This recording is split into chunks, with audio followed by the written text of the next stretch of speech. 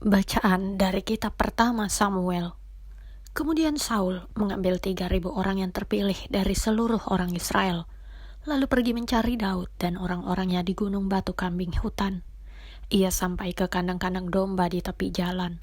Di sana ada gua dan Saul masuk ke dalamnya untuk membuang hajat, tetapi Daud dan orang-orangnya duduk di bagian belakang gua itu.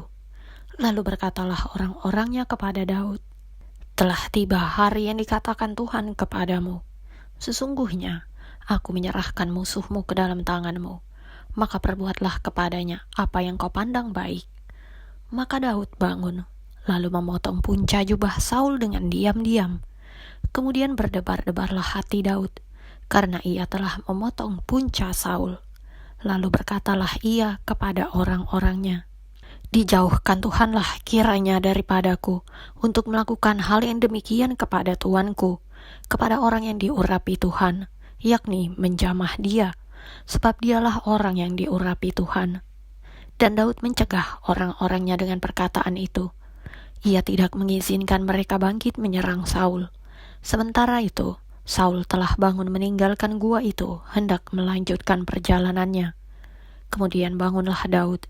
Ia keluar dari dalam gua itu dan berseru kepada Saul dari belakang, katanya, "Tuanku Raja."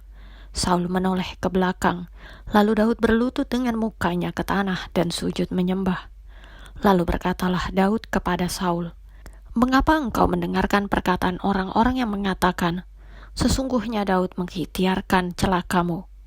Ketahuilah, pada hari ini matamu sendiri melihat bahwa Tuhan sekarang menyerahkan engkau ke dalam tanganku dalam gua itu. Ada orang yang telah menyuruh aku membunuh engkau.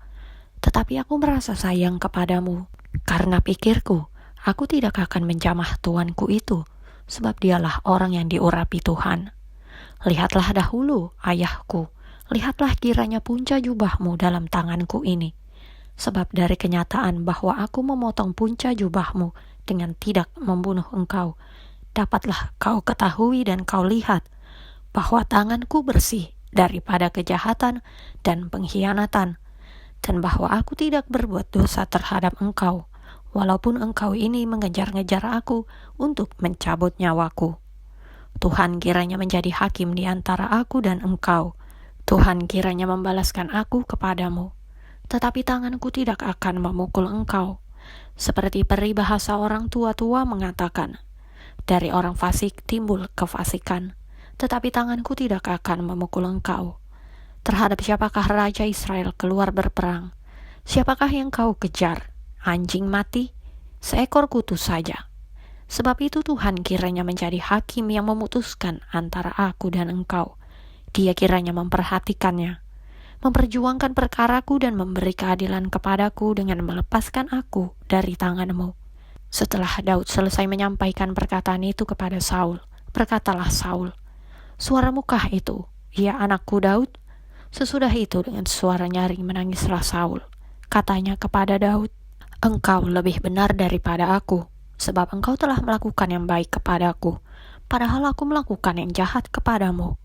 Telah kau tunjukkan pada hari ini betapa engkau telah melakukan yang baik kepadaku.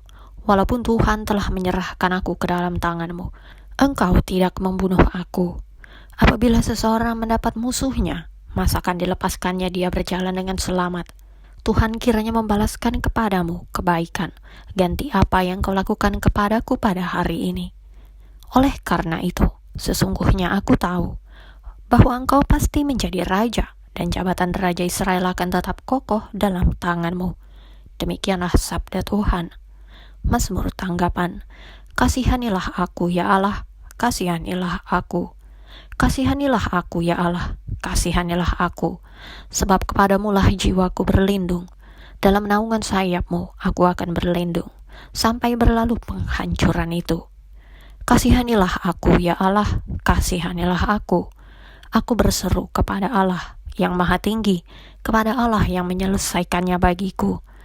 Kiranya ia mengirim utusan dari surga dan menyelamatkan aku, mencela orang-orang yang menginjak-injak aku.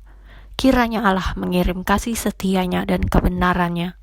Kasihanilah aku ya Allah, kasihanilah aku. Tinggikanlah dirimu mengatasi langit, ya Allah. Biarlah kemuliaan-Mu mengatasi seluruh bumi. Sebab kasih setiamu besar sampai ke langit, dan kebenaran-Mu sampai ke awan-awan. Kasihanilah aku, ya Allah, kasihanilah aku. Bacaan Injil menurut Santo Markus. Kemudian naiklah Yesus ke atas bukit. Ia memanggil orang-orang yang dikehendakinya dan mereka pun datang kepadanya. Ia menetapkan 12 orang untuk menyertai dia dan untuk diutusnya memberitakan Injil, dan diberinya kuasa untuk mengusir setan. Ke-12 orang yang ditetapkannya itu ialah Simon yang diberinya nama Petrus, Yakobus anak Zebedeus, dan Yohanes saudara Yakobus. Yang keduanya diberinya nama Boanerges, yang berarti anak-anak guru. Selanjutnya Andreas, Filipus, Bartolomeus, Matius, Thomas, Yakobus anak Alfeus, Tadeus, Simon orang Zelot, dan Yudas Iskariot yang mengkhianati dia. Demikianlah Injil Tuhan.